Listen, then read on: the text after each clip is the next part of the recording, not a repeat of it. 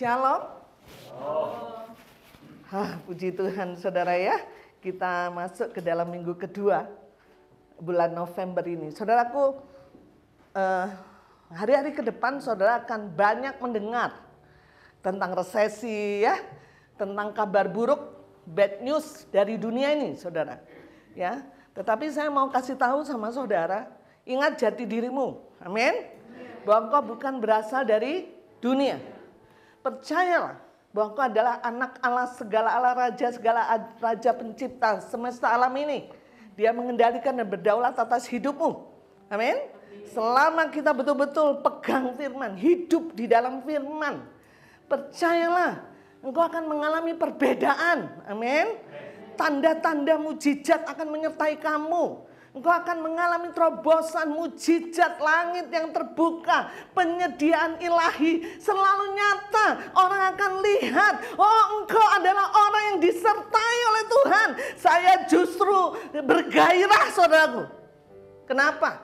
Karena semakin sulit dunia ini, semakin gelap dunia ini, semakin Tuhan akan promosikan saudara dan saya. Amin. Bahwa kita adalah orang-orang yang berbeda. Amin. Kita disertai oleh Tuhan. Lihat saja saudaraku pada waktu Musa di padang gurun 40 tahun. Saudara, bagaimana Allah melakukan banyak mujizat terjadi.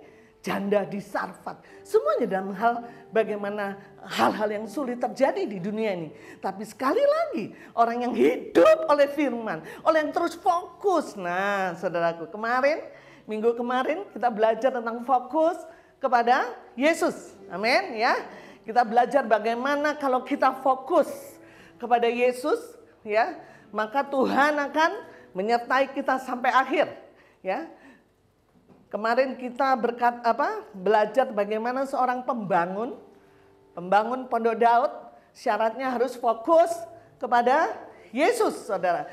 Karena pada waktu zaman Yesus pun ada banyak orang-orang yang mengikut dia, bukan fokus kepadanya, tetapi fokus kepada berkat ya, sehingga ketika dia membagikan tentang roti yang hidup, kemarin kita dengar ya, mereka terpusatnya roti untuk mengenyangkan perut mereka. Salah fokus, gagal fokus, saudara.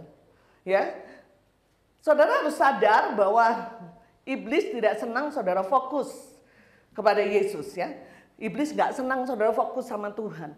Jadi dia buat sedemikian rupa tipu muslihat untuk mengalihkan perhatian saudara ya. Dengan apa? Dengan kejadian, dengan peristiwa, dengan situasi, dengan orang-orang yang menjengkelkan saudara. Ya, orang-orang yang membuat kita kecewa dan segala macam. Supaya apa? Supaya saudara tidak tetap fokus kepada Tuhan. Tapi saudara, kita mau belajar saudaraku ya. Kemarin bahwa kita ingin apapun yang terjadi kita mau fokus sama seperti Nuh fokus kepada Tuhan. Amin. Amin saudara. Baik. Minggu ini saudaraku kita akan belajar bahwa pembangun Pondok Daud itu harus tinggal di dalam pokok anggur. Saya teduh tadi pagi ya, tinggal di dalam pokok anggur. Kita lihat Yohanes 15 ayat yang pertama.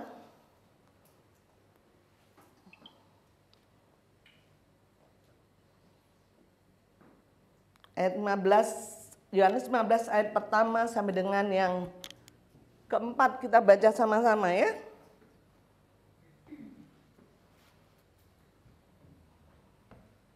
Oke. 1, 2, 3. Akulah pokok anggur yang benar dan Bapakulah pengusahanya. Ayat 2. Setiap ranting padaku yang tidak berbuah dipotongnya dan setiap ranting yang berbuah dibersihkannya supaya ia lebih banyak berbuah. Kamu memang sudah bersih karena firman yang telah kukatakan kepadamu. Ayat yang keempat, tinggallah di dalam aku dan aku di dalam kamu. Sama seperti ranting tidak dapat berbuah dari dirinya sendiri kalau ia tidak tinggal pada pokok anggur.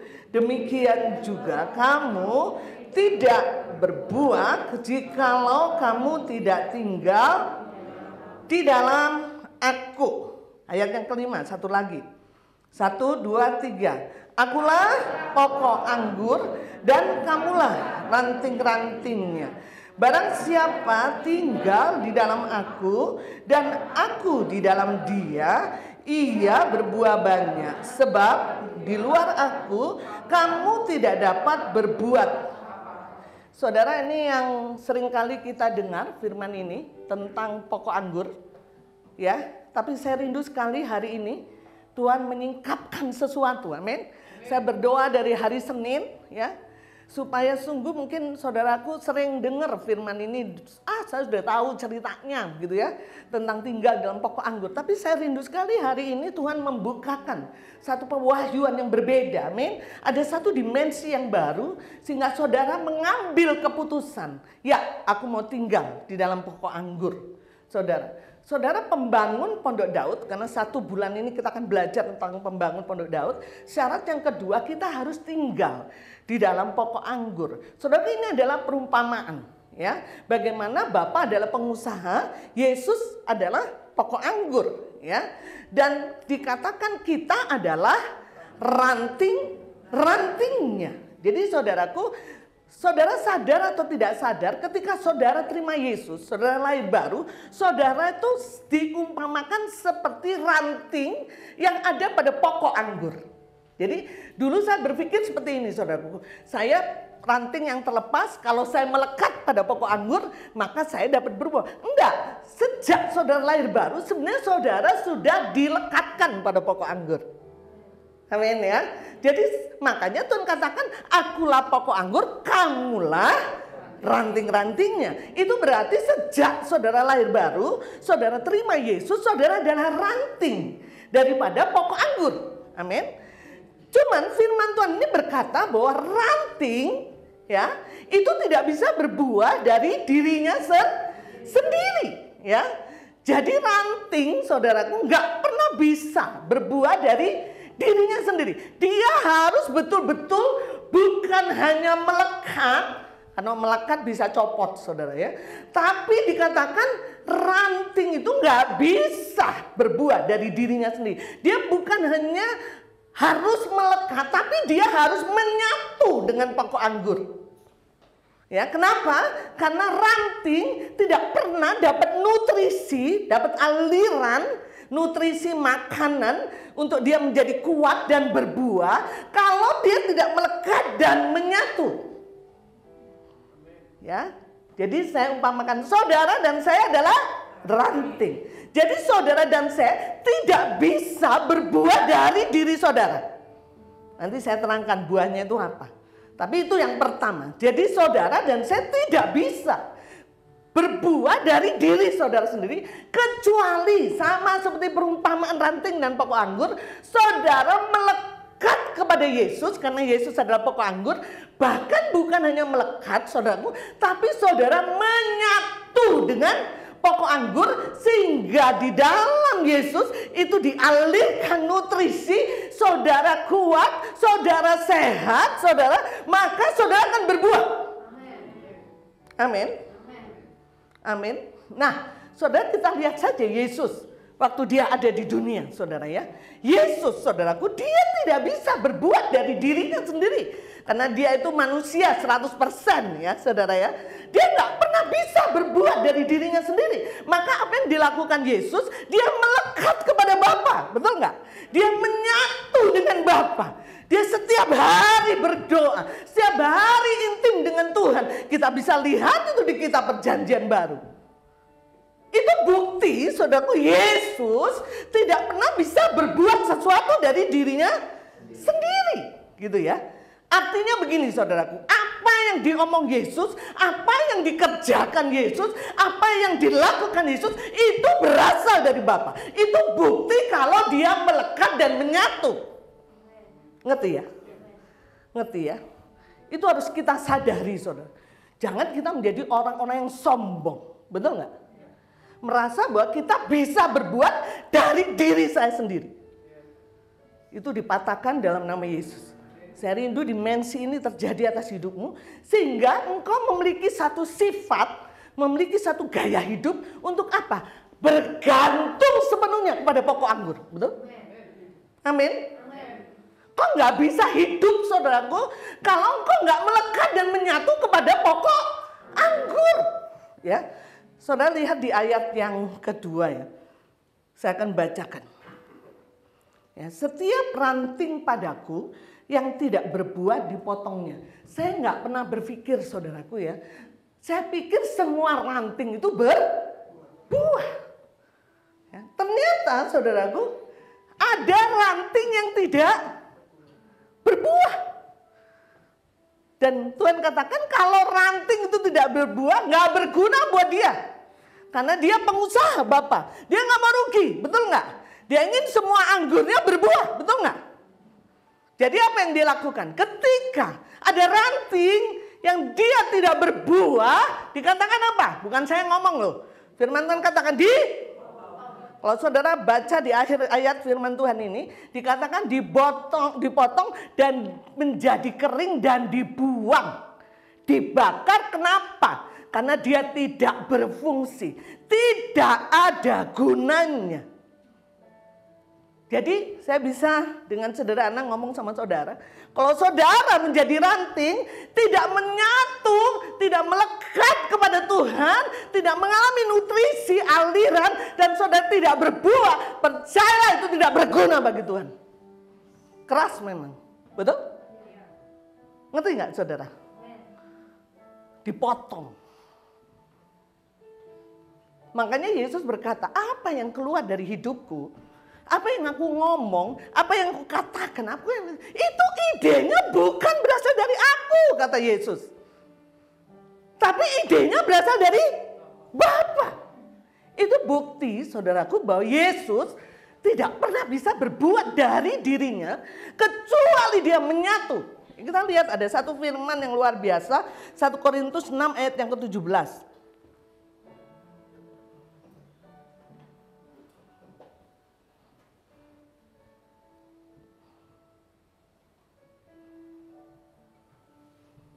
Kita akan baca sama-sama ya. 1, 2, 3. Tetapi siapa yang mengikat dirinya pada Tuhan menjadi satu sama dengan pokok anggur tadi. Betul nggak? Siapa yang mengikatkan dirinya, saudara, bukan hanya melekat, betul? Tapi mengikatkan, menjadi satu dengan Tuhan. Saudara, hari ini saya rindu sekali Tuhan bicara dalam buat saudara, bahwa saudara tidak pernah bisa buat dari dirimu sendiri. Kau harus bergantung sepenuhnya kepada pokok anggur. Amin. Amin. Amin. Saya ingin tegaskan sekali lagi, saudaraku. Apa yang dimaksud dengan bergantung kepada Yesus, kepada pokok anggur? Saudaraku, apa yang kau lakukan itu munculnya bukan dari idemu. Betul? Ya, Yesus juga begitu, saudara. Dia bilang, apa yang aku pikirkan, semuanya yang aku lakukan bukan berasal dariku. Aku tahu bahwa itu berasal dari Bapa. Kalau kau lihat Bapa, lihatlah aku. Karena pikiranku, perkataan, kehendakku sama dengan Bapa, betul?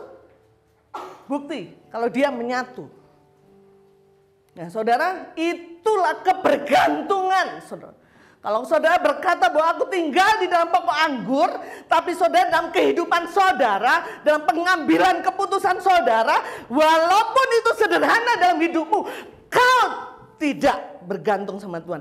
Kau memiliki ide sendiri, kau bukan melekat pada pokok anggur, betul? Saudara, saya ingin flashback, saudara. Kenapa manusia cenderung untuk bergantung pada dirinya? Ya, dia kenapa sih tidak bergantung kepada Tuhan? Saudara yakin, percaya bahwa kita memang diciptakan segambar dengan Tuhan, betul? Tapi ingat bahwa kita tidak 100% seperti Tuhan. Kita satu level lebih rendah dari Tuhan. Ya. Jadi kita segambar dengan Dia, tetapi kita satu level lebih rendah dari Tuhan. Ya, tidak sama dengan Tuhan, ya, segambar.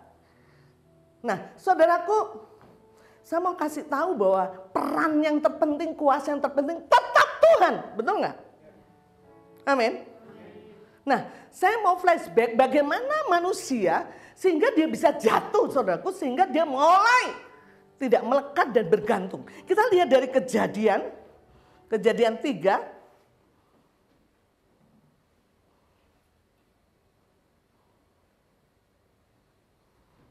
Mbak Christine boleh dibukakan. Kejadian 3 ayat yang keempat dan kelima.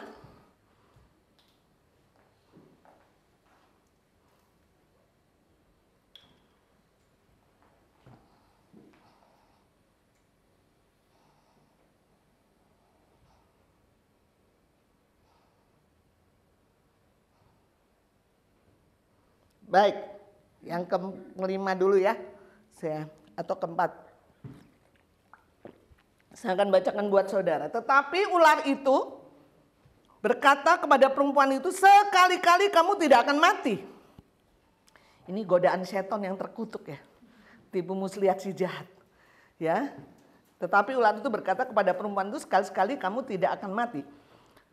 Tetapi Allah mengetahui bahwa pada waktu kamu memakannya, matamu akan terbuka dan kamu akan menjadi seperti Allah, tahu tentang apa yang baik dan apa yang saudaraku, kata-kata tahu di situ yaitu bahasa Ibrani-nya adalah yada. Apa saudara? Yada. Ya, artinya ketika ya kita mau ditipu oleh si jahat, ya, firman ini katakan, kamu akan tahu yang baik dan yang jahat. Tahu itu bahasa Ibrani-nya yada, saudara. Artinya apa? Artinya si manusia ini akan memiliki kemampuan analisa atau pertimbangan sendiri. Ngerti ya? Iblis itu, saudara, ingin menembakkan satu kata-kata tahu di situ.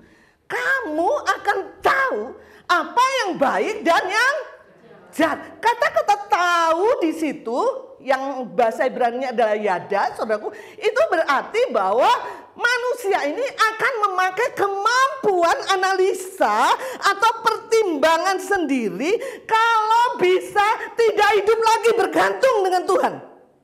Ngerti ya? Ngerti ya? Artinya, saudaraku, iblis selalu ingin menghancurkan saudara bergantung pada Tuhan.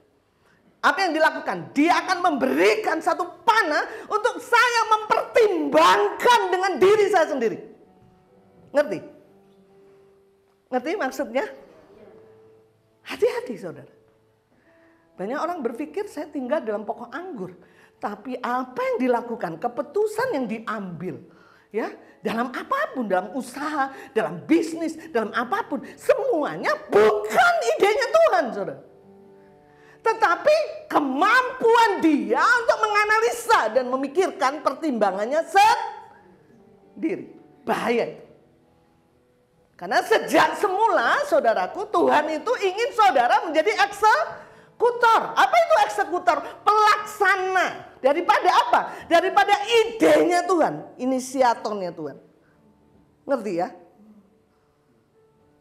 Ini bahaya, saudara. Itu yang membuat saudara tidak harus bergantung sama Tuhan. Ya. Itu artinya tinggal dalam pokok anggur. Makanya dikatakan kalau firmanku tinggal di dalam aku, ya kan? Kita lihat ya ayat yang balik lagi ke tadi, Yohanes 15.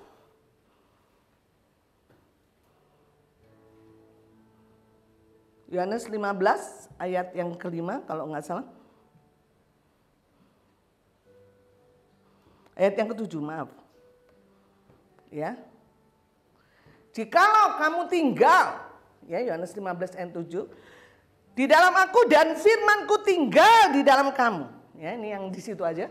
Jadi ini namanya tinggal dalam pokok anggur. Jadi saya ingin menerjemahkan secara mudah, kalau saudara terlalu sering mengakai analisa, kemampuan berpikir sendiri dan mempertimbangkan sendiri tanpa saudara bergantung dengan Tuhan, artinya semua idenya dari saudara, saudara sedang menjadi ranting yang tidak melekat kepada pokok. Betul? Bisa nggak diterjemahkan sederhana seperti itu?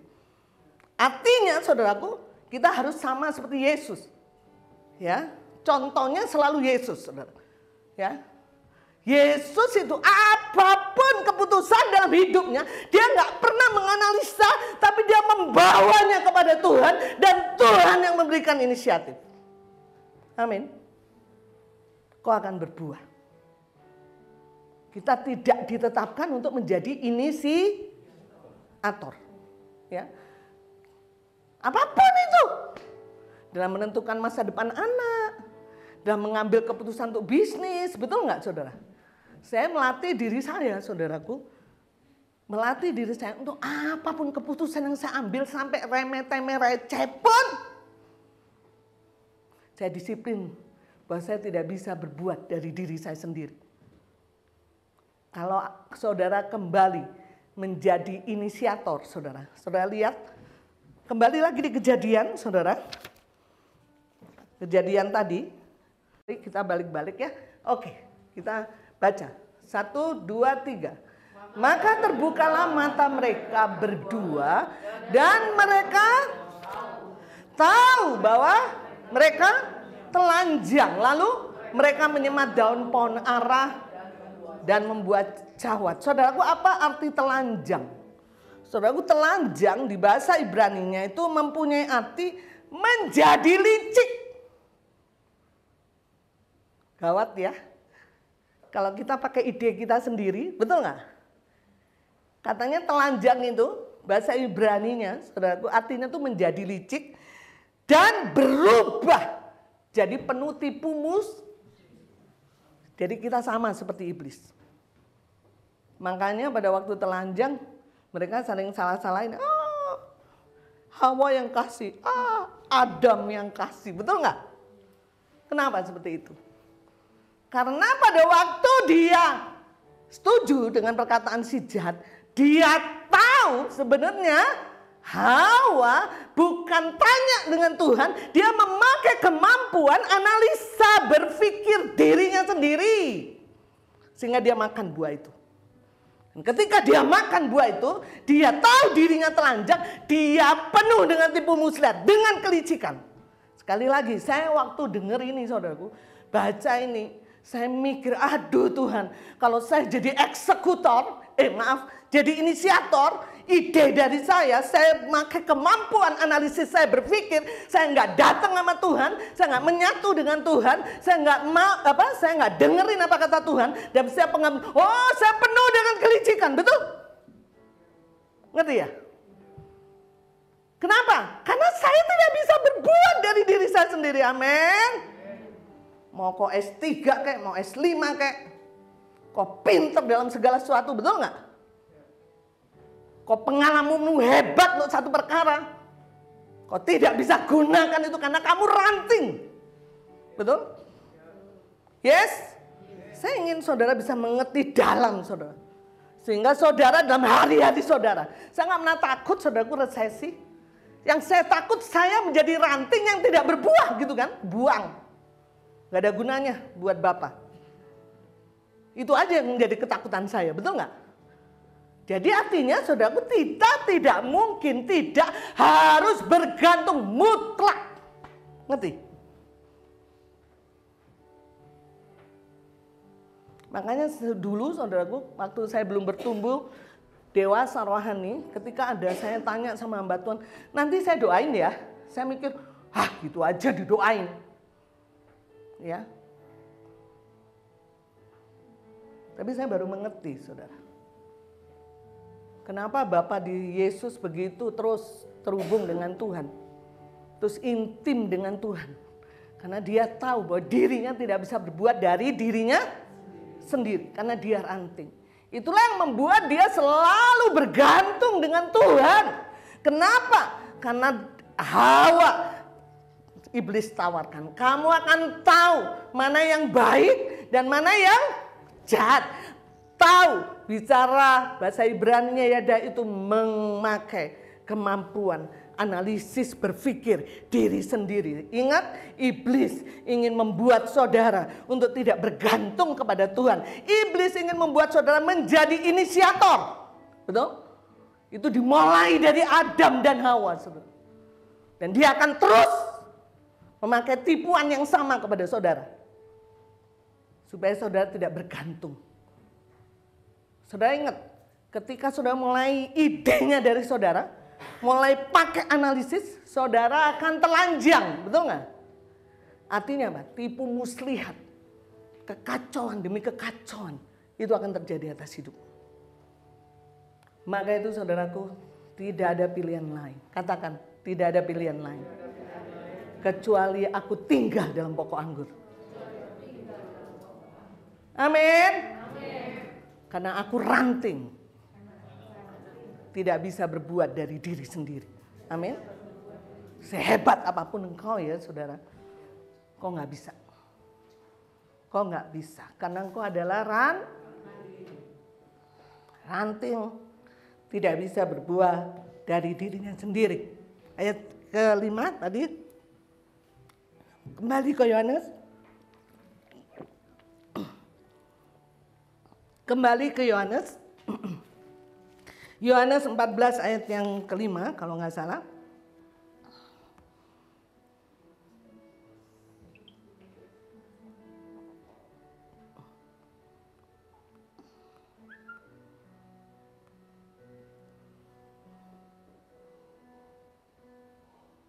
Oke. Yohanes 15, sorry.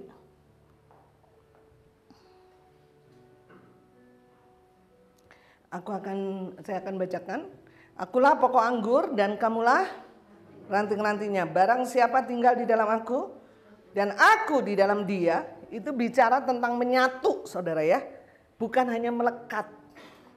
Kalau menyatu itu ya, namanya mengikatkan diri dengan Tuhan, itu namanya menyatu. Itu pikiran Kristus itu sama dengan pikiran saya. Kehendak Kristus sama dengan, itu namanya menyatu, ya.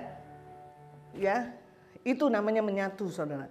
Ya, dikatakan akulah pokok anggur dan kamulah ranting. Barang siapa tinggal di dalam aku, menyatu dengan aku, dan aku di dalam dia, ia berbuah banyak. Sebab di luar aku kamu tidak pernah bisa berbuat. Saya ingin kata-kata ini betul-betul merema pada hari ini, karena di luar Tuhan kita nggak pernah bisa buat apa-apa. Apapun. Kau nggak perlu merasa hebat karena kau punya pengalaman, betul nggak? Ya, punya kekayaan, punya apapun. Karena ketika engkau di luar Tuhan, kamu nggak pernah bisa buat apa-apa. Karena kita ranting, saudara. Artinya kita harus betul-betul menyatu pikiran Kristus sampai kita mengalami pikiran. Ya, makanya tinggal di dalam firman. Nah, saudaraku, saya rindu sekali kupas. Ya, bagaimana ayat yang kedua? Ya, ini mohon maaf nih, bolak-balik ya. Saya akan bacakan buat saudara. Setiap ranting padaku yang tidak berbuah dipotongnya. Dan setiap ranting yang berbuah dibersihkannya supaya ia lebih banyak Saudaraku, justru kalau ranting itu tidak berbuah, Tuhan nggak mau tahu. Itu dia pengusaha, dia nggak mau rugi. Tapi kalau engkau menyatu, melekat dengan Tuhan, saudaraku, percayalah Tuhan akan bersihkan engkau. Amin. Ya, ya. Jadi dikatakan ranting, setiap ranting yang berbuah dibersihkannya supaya ia lebih banyak berbuah. Ya, dan dibersihkannya dikatakan ayat yang ketiga, kamu memang sudah bersih karena firman yang telah kukatakan kepadamu. Artinya bahwa Tuhan membersihkan kita itu oleh karena firman. Tidak ada alat yang lain untuk membersihkan hidup kita kecuali firman dan rohnya. Itu ya. Jadi percayalah kalau engkau menyatu dengan Tuhan, ada banyak hal yang kadang-kadang tidak bersih hidup kita, kita akan dibersihkan oleh firman dan roh. Makanya saudaraku, orang-orang yang terbuka hatinya, membuka diri untuk senantiasa menyatu, melekat kepada Tuhan, percayalah firman akan datang kepadamu, kau akan sering dapat firman diwahyukan buat hidupmu sehingga kau merdeka. Amin. Ketika kau punya sesuatu hal, tiba-tiba firman datang, kau diberikan firman, diwahyukan. Nah ketika kau datang kepada Tuhan, menyembah, memuji Tuhan, pekerjaan Roh Kudus bekerja, firman bekerja, tiba-tiba kau merdeka, kau menang. Karena Tuhan ingin kau lebih banyak berbuah.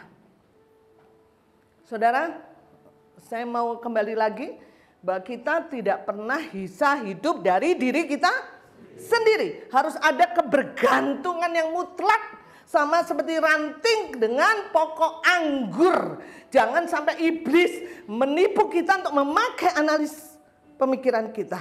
Sekali lagi, kita bukan inisiator, tapi kita eksekutor. Bukan ide keluar dari hidup saya, tapi saya pelaksana idenya Tuhan. Nah saudara, saya mau sampaikan, kalau engkau melaksanakan ide Tuhan, bukan berarti dunia oke. Bukan berarti nyaman. Tapi percayalah, kalau engkau melaksanakan ide Tuhan, walaupun engkau di tengah badai, Tuhan berdaulat. Dan Tuhan bertanggung jawab atas hidupmu. Saudara, kalau saudara baca, saudaraku, di Markus 6 ayat 45, Markus 6 ayat 45 dulu deh ya.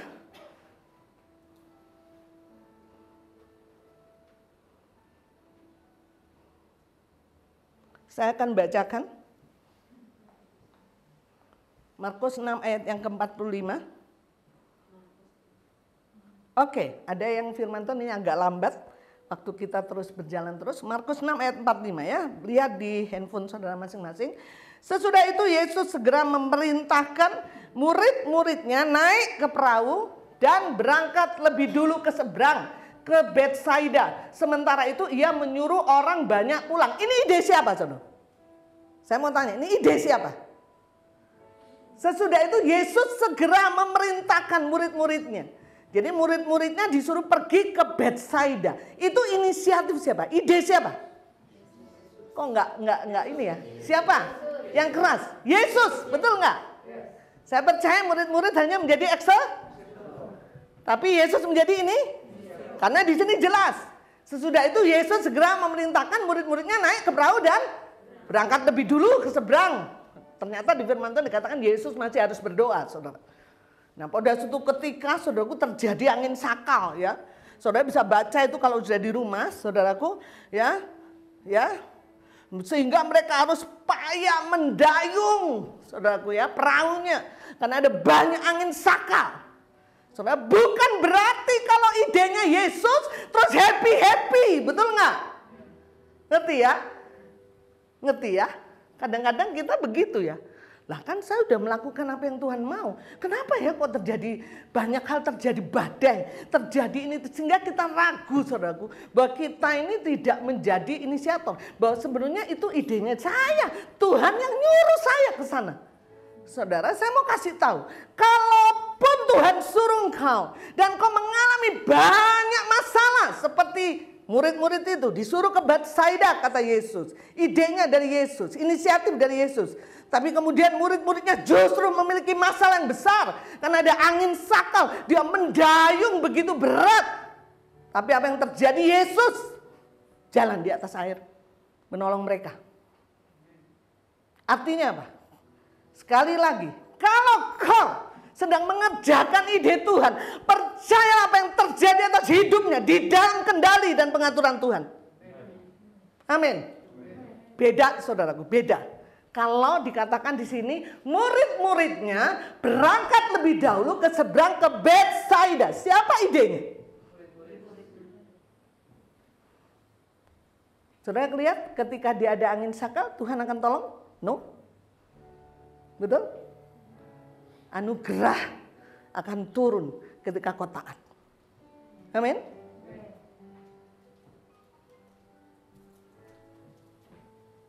Kata Tuhan, biar kau yang bertanggung jawab, kau yang mengerjakan sendiri.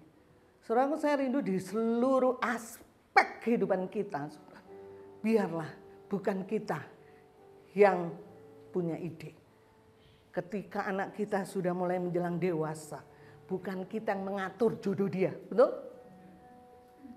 Kayaknya dia kaya, kayaknya dia ini. Atau ketika anak-anak kita mulai sudah lulus, kita yang atur. Kamu kerja di Telkom saja, kamu kerja di minyak aja, supaya kamu bisa mengangkat harkat derajat. Saudara, gak perlu anakmu, Tuhan bisa sanggup kok mengangkat derajatmu, amin. Dalam hal mengelola keuangan segala macam pun, jangan kau berpikir dengan idemu kau sanggup, betul? Kita percaya, kalau kita bergantung sepenuhnya kepada Tuhan, Tuhan yang menjadi inisiator. Kalaupun kita harus mengalami badai, kalaupun ada angin sakal dalam hidup kita, kalaupun ada lembah kekelaman, percayalah Tuhan ada di sana. Amin. Dia mengatur dan mengendalikan. Tapi kalau idemu, saudara, sekali lagi, tipu muslihat akan mengikat engkau. Betul nggak? Tadi ya, telanjang tadi ya. Maka itu ambil keputusan, saudara, supaya engkau hari ini hanya bergantung dengan Dia. Amin. Seorang pembangun Pondok Daud, dia harus memiliki gaya hidup untuk tinggal dalam pokok anggur. Artinya apa? Mutlak bergantung dengan Tuhan. Tidak menjadi inisiator, tapi menjadi eksekutor. Memang sepertinya mudah, tapi seringkali di praktek kehidupan sehari-hari kita seringkali mengandalkan pengalaman. Betul nggak? Mengandalkan kecerdasan kita. Engkau ranting, engkau tidak bisa berbuat dari dirimu sendiri. Amin. Amin. Nah, saudara, kenapa Tuhan ingin kita tinggal dalam pokok anggur? Karena Tuhan ingin kita berbuah, ya. Makanya Dia bersihkan kita, ya. Saudara, saya percaya kalau kita tinggal pada pokok anggur, kita bergantung sebenarnya kepada Tuhan, kita berbuah. Ada 2 buah, saudaraku ya. Saya sering sampaikan ini, saya ingatkan kembali. Ketika kau betul-betul tinggal dalam pokok anggur, firman tinggal dalammu, dan engkau tinggal dalam firman, maka kau akan dibersihkan dan kau akan mengalami karaktermu berubah. Kau akan memiliki buah-buah roh. Betul? Tanpa saudara sadari, saudara menjadi orang yang penuh kasih, saudara menjadi orang yang sabar, saudara tidak punya emosi negatif, saudara peramah, saudara memiliki kemurahan, saudara bisa menguasai diri. Saudara itu tidak bisa diusahakan, betul nggak? Ranting tidak pernah mengusahakan untuk dia dirinya berbuah, betul nggak? Dia hanya melekat dan menyatu dengan pokok anggur. Makanya dia berbuah, nggak perlu diusahakan. Saya harus memiliki karakter Kristus, saya harus belajar sabar, saya harus belajar ini, murah hati, saya harus menguasai diri. No, ketika kau melekat menyatu dengan Tuhan, bergantung terus menerus, tiba-tiba ujuk-ujuk, that's it bahasa Inggrisnya, kau akan berbuah. Amin. Orang akan lihat, waduh dahsyat banget ya, orang ini sabar. Kalau saya jadi dia, saya nggak mungkin seperti dia.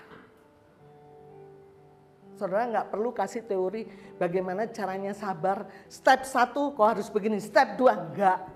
Karena buah itu adalah anugerah daripada pokok anggur. Kenapa? Karena kau menyatu dan melekat kepadanya. Yes? Ya, jadi bagian kita, saudaraku, menyatu. Yang kedua adalah buah jiwa-jiwa. Ya. Yohanes 15:16 dikatakan, bukan kamu yang memilih aku, tapi aku yang memilih kamu supaya kamu pergi dan menghasilkan buah, dan buah itu tetap, ya, supaya Bapa di surga dimuliakan. Nah, saudara, dan nggak usah, saudara, saya harus memberitakan Injil, saya ingin menghasilkan jiwa-jiwa dengan kekuatan saudara. Nggak perlu, kau tempel menyatu dengan Tuhan. Amin. Tanpa kau sadari, jiwa-jiwa akan datang kepadamu. Bukan berarti saya nggak boleh memberitakan Injil, saudara. Tapi itu konsepnya harus idenya dari, bukan karena program, bukan karena apa. Karena kita sudah tahu, ketika kita tidak menjadi idenya dari Tuhan, itu tipu muslihat. Itu kemampuan analisis berpikir kita sendiri, betul?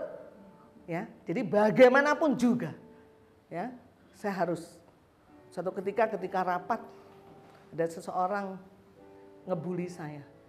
Udah Mbak Yu saja yang berdoa. Dia biasa tuh dengar arahan. Saudara, dia melecehkan. Saya nggak takut, nggak sakit hati. Saya bilang nih orang nggak ngerti ya. Dia sedikit-sedikit kan ngeroh. Sedikit-sedikit tanya Tuhan. Coba dia aja yang berdoa. Semua yang lain ketawa. Saya cuman sedih, saudara. Kenapa? Dia nggak tahu betapa dalamnya hati tinggal dalam pokok anggur, betul? Saya bilang, apapun yang saudara katakan, saya senang. Setiap hal saya dengar arahan. Karena saya tidak bisa berbuat dari diri saya sendiri. Saudara, Lembang bisa seperti ini. Ya, yang tadinya saya nggak pernah berpikir seperti ini. Semuanya karena Tuhan, betul nggak, saudara? Maka tidak ada satupun keputusan apapun saya takut, saudara. Kenapa? Tadi jadah, tadi telanjang, betul nggak? Tipu muslihat kelicikan akan terjadi ketika itu lahir dari diri kita sendiri. Itu yang membuat saya takut sama Tuhan, saudara. Makanya keputusan-keputusan besar dalam hidup saya datang sama Tuhan. Ketika terjadi kegerakan yang luar biasa di Lembang dulu waktu belum tahun 98, belum kita di Maribaya 4, saya ditawarin sama bos saya, pergi ke Kanada. Zaman dahulu saudaraku tidak sulit-sulit amat orang S2 di Kanada. Sekarang pusing harus TOEFL dan segala macam. Dia beri privilege pada saya. Pergi kamu ke Kanada, S2. Saya tanya sama Tuhan. Saya bilang sama bos saya, Pak, saya nggak bisa mengambil keputusan, saya harus tanya sama Tuhan saya. Ketika saya berdoa, saudaraku, Tuhan ingat tidak ada banyak jiwa. Saya nangis. Tuhan bilang, aku mau kau stay di sini, bukan di Kanada. Ada harga yang harus bayar. Iya, saudaraku. Begitu teman-teman saya di luar negeri S2 semua. Saya merasa sepertinya, betul nggak? Iblis mulai katakan, tuh kan, kamu tertinggal satu langkah dengan teman-temanmu. Tapi sekali lagi, kalau kau taat sama Tuhan, amin. Tuhan ada di sana, saudara. Buktinya saya sekarang tetap S2, betul?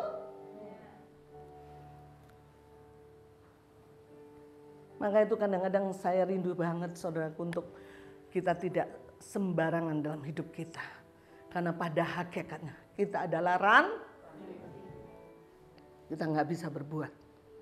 Mau kontrak rumah, pindah rumah. Saudaraku itu tanya Mbak Santi, kami itu kontrak itu pindah-pindah. Sampai 10 kali saya ngontrak. Jadi kalau ahli mengontrak saya lah orangnya itu. 10 kali ngontrak baru punya dapat rumah, saudara. Ya, mau kontrak saya doa sama Tuhan, kontraknya di mana? Nah waktu itu saya mengembangkan wilayah namanya Kiara Condong, Jalan Kiara Condong. Peta Kiara Condong itu ada di kamar saya, doakan terus si peta Kiara Condong itu, saudaraku. Jadi saya akan pindah di mana ada daerah yang tidak ada persekutuan. Waduh, karena saya takut, saudara. Kalau idenya muncul dari hidup saya, tidak akan pernah membuahkan buah yang adanya kekacauan. Karena tipu muslihat.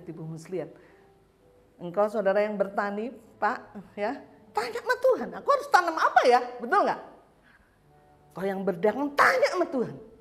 Itu yang dikatakan bahwa kita harus intim, ya. Nah, buah harus menghasilkan buah. Dan satu lagi ayat, mohon maaf nih udah nih, Yohanes 15 ayat yang ke-7, kembali ke Yohanes.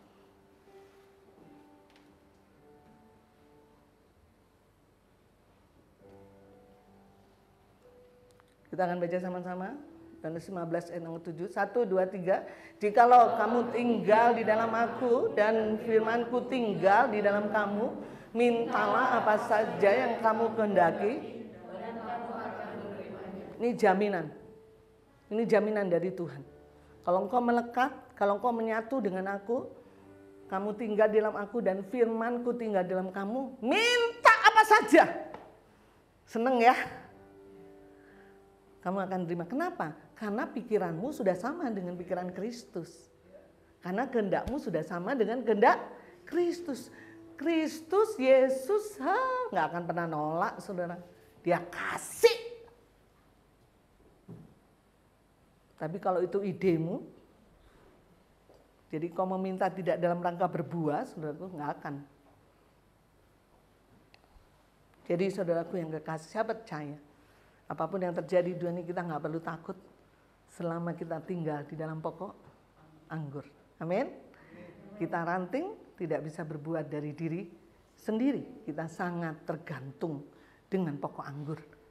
Kita mati, kita akan kering, saudara.